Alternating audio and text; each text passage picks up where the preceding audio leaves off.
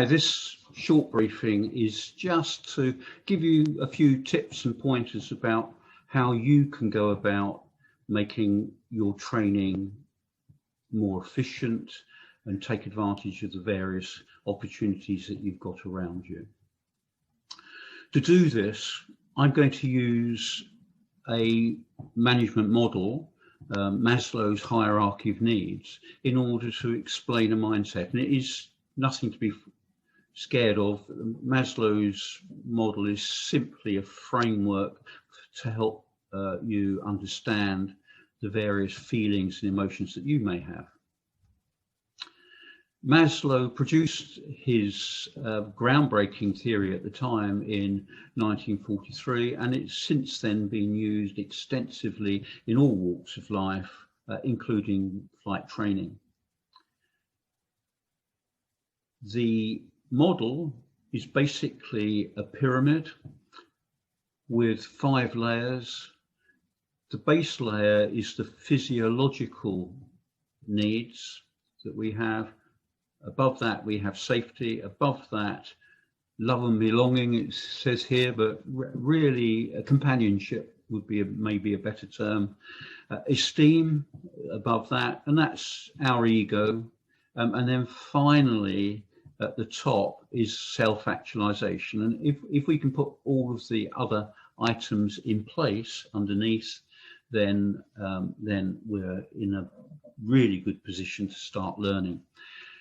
So we need to satisfy the lower level needs before we can really get up to that top layer. If you have something underneath, like the physiological needs, for instance, not satisfied, then you really are not in a good position to move up that ladder. So looking at the physiological needs right at the base, you can have a little, I've just produced a little checklist here to help you. Have you eaten? Are you warm? Are you comfortable? Do you need to go to the restroom? All of these things, if they're not in place, will be a distraction for you. I mean, if you're shivering with cold out on an airfield, or you're concerned that your feet are soaking wet and getting cold, then you're really not going to be concentrating on what you're learning. The next layer up, safety and security, comes in 2 parts, really. You've got the home life bit. And if you've got distractions at home, like financial concerns, leaking roof, and so on, these mentally will take priority over anything else you're doing. You won't be able to battle it off. And so if you have these sorts of concerns, maybe you're worried about the mortgage or something, then you're not going to do well in a training environment. And equally, on the airfield, you may have apprehension about the flying exercises. For instance, you may have heard all sorts of stories about the risks and the dangers, or how horrible it is, or whatever, or just a fundamental feeling of unease as you're flying, because it's not a natural environment. No real answer to this, except you'll need to get used to it, and you will get used to it, and it may take a little time, but while that is there, it is a barrier to your learning. Moving up a notch, we can look at companionship. And companionship is an important psychological need that we all have. In the gliding environment, which is really quite unique, you're part of a team. You can't get a glider in the air without several people helping, and you will form part of that team. While you're there in that team, you have the wonderful opportunity to learn. You'll not only learn from your instructor, but you'll also learn from the people around you. And in turn, you will help perhaps the newer members, as they're coming in, learn and understand how to do the simple tasks, perhaps, of launching gliders, running wings, and all of the other things that we need to do. And during that time, this companionship will be a psychological support. That's the way of working in a team. So this personal interaction, very important. So don't try and sit on the side and wait for your turn. You need to pitch in and enjoy the companionship. Esteem is your next level, and that is really ego. And it sounds like, oh, well, we're egotistical. Not at all. What this means is our pride may get in the way, and often does. I see it quite often.